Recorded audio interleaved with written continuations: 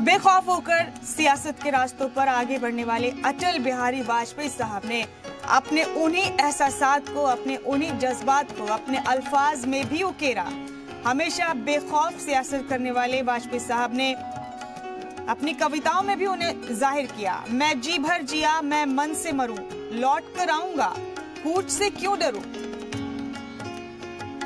सूर्य तो फिर भी उगेगा, धूप तो फिर भी खिलेगी, लेकिन मेरी बगीचे की हरी हरी धूप पर ओस की बूंद हर मौसम में नहीं मिलेगी।